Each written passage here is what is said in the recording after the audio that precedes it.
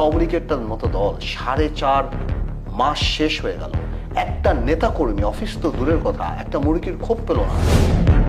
It is very difficult for Awami League politically to come back. সাবেক প্রধানমন্ত্রীর পুরো কমিটমেন্ট নেই, এদের কমিটমেন্ট ছিল পাওয়ারের উপরে, এদের কমিটমেন্ট ছিল শুধুমাত্র অর্থের উপরে। আওয়ামী লীগের যে সাম দাম দ্বন্দ্ব ভেদে যে রাজনীতি, যে মূল মন্ত্রগুলি, সেগুলি আওয়ামী লীগ বিশ্বাস করতো না গত 7 বছর। সলিমুল্লাহ স্যার যেভাবে বলেছেন যে আওয়ামী লীগ কোনোদিন ফিরে আসলে ওনার লেখাপড়ায় বৃথা, নানক সাহেব, রহমান সাহেব, দীপুমণি বা যারা আছেন, তাদের কারোই আর ওই গ্রহণযোগ্যতা জনগণের কাছে নাই। পার্থ ভাই, অভ্যুত্থান পরবর্তী এই সময়ে আওয়ামী লীগের রাজনীতির ভবিষ্যৎ কি? তাদের ফিরে আসার সম্ভাবনা কতটুকু, আর ফিরে আসলেও নেতৃত্বে কারা থাকতে পারেন? একজন আওয়ামী পরিবারের সদস্য হিসেবে আপনার মূল্যায়নটা জানতে চাই। আমি আওয়ামী পরিবারের সদস্য না, আমি আওয়ামী লীগ আমার আত্মীয়। আমার পরিবার, আমার ফ্যামিলি, আমার বাবার সাইড আলাদা। কারো ভবিষ্যৎবাণী তো আমরা করতে পারি না। আমরা বিং পলিটিশিয়ান, আমরা অ্যানালাইসিস করতে পারি আমাদের এক্সপিরিয়েন্স থেকে, বা আমরা ক্যালকুলেশন করতে পারি। ভবিষ্যৎ তো আল্লাহ তাআলার হাতে, এটা আমরা জানি না। তবে আপনি খুব গুরুত্বপূর্ণ প্রশ্ন করেছেন, এবং আমি মনে করি এই প্রশ্নটা আজকে আওয়ামী লীগের যত লক্ষ লক্ষ নেতাকর্মী বা তাদের যারা ভোটার আছে, তাদের প্রতিদিনই তারা এই চিন্তা করেন এবং নিজেদের মধ্যে এই আলাপটাই তারা করেন যে আওয়ামী লীগের ভবিষ্যৎ কি। আমি কিছু কম্পিটিটিভ স্টাডি দিই। দেখেন, আপনার বাড়ির পাশে মাঠ থাকলেই কিন্তু আপনি ম্যারাডোনা হবেন না। আপনার এখানে অনুশীলনের ব্যাপার আছে। Politics is matter of practice. Awami League সভানেত্রী যখন 75-এর পরে 81 সালে এই দেশে ফিরে আসে, তখন কিন্তু একটা সেকেন্ড টিয়ার অ্যাকসেপ্টেবল পলিটিশিয়ান ছিল। রাজ্জাক সাহেব ছিলেন, আমির হোসেন আমু সাহেব ছিলেন, তোফায়েল আহমেদ সাহেব ছিলেন, মোস্তফা মহসিন মন্টু ছিলেন, আব্দুল সামাদ আজাদ ছিলেন, জিল্লুর রহমান ছিলেন, জওহরা তাজউদ্দিন ছিলেন, আরও অনেকে ছিলেন। একটা বড় টিম ছিল, যে যার কারণে উনি ফিরে আসার পর ওনাকে পলিটিক্যাল গাইডলাইন, পলিটিক্যাল গাইডেন্স, এই জিনিসগুলি দেওয়া সম্ভব ছিল। এবং যার কারণে একটা বড়ভাবে, এত বড় একটা ক্রাইসিস 75-এর 15 আগস্টের পরে ওনারা কিন্তু কামব্যাক করেছেন রাজনীতিতে, এবং ভালোভাবে কামব্যাক করেছেন। এই ট্রেনিংটার জায়গাটা আজকে জিরো। গত 6, 7, 8 বছরে আওয়ামী লীগের ডিপলিটিসাইজ হওয়ার কারণে, আওয়ামী লীগ পলিটিক্স বন্ধ করে দেওয়ার কারণে আওয়ামী লীগের ওই নেতা বা ওই সেকেন্ড টিয়ার জনগণের কাছে অ্যাকসেপ্টেড কেউ আসেনি।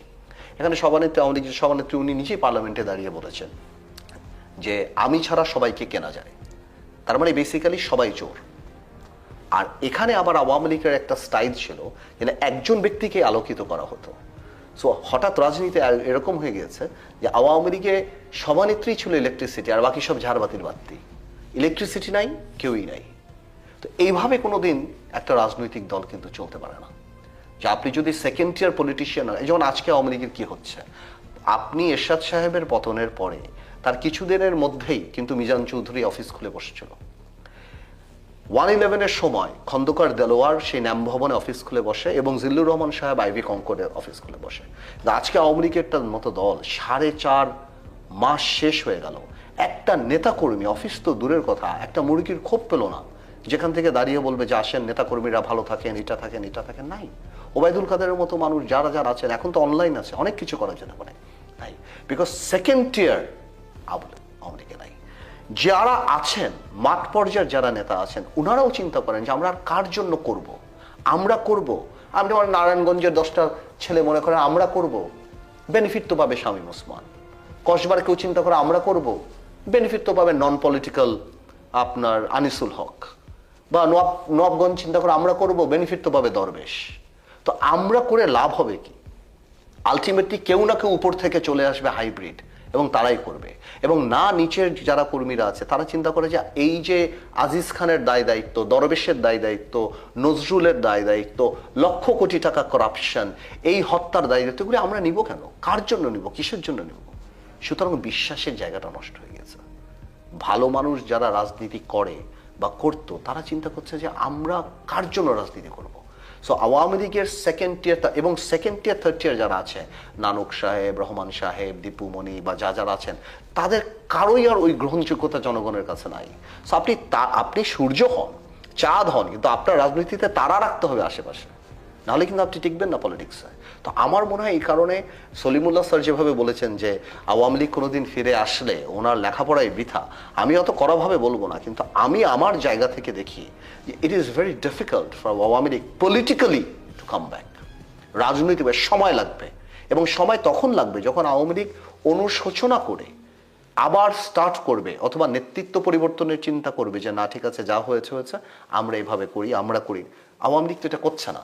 তো আমার কথাটা হলো, আওয়ামী লীগ যদি এখনো এই সরকারকে চ্যালেঞ্জ করে, গণ অভ্যুত্থানকে চ্যালেঞ্জ করে, প্রতিটা মানুষের আত্মত্যাগকে চ্যালেঞ্জ করে এবং বলে এগুলি ষড়যন্ত্র, এগুলি শত্রু, আওয়ামী লীগের পলিটিক্সটাই ছিল শত্রু আর ষড়যন্ত্র। আমরা যখনই আওয়ামী লীগের বিরুদ্ধে কিছু করতাম এটাকে রাজনীতি হিসেবে দেখা হতো না, দেখা হতো শত্রু, ষড়যন্ত্র।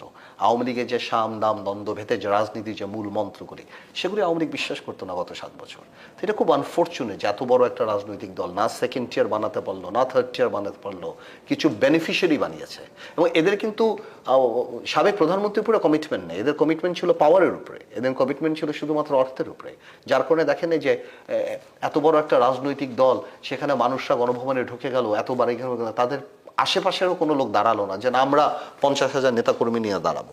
তার মানে কিন্তু যখন ক্ষমতায় ছিল তখন কিন্তু এরা অনেক বড় বড় কথা বলতো পার্লামেন্টে বা রাজপথে বা সব জায়গায়। তো এরাও বিট্রে করেছে।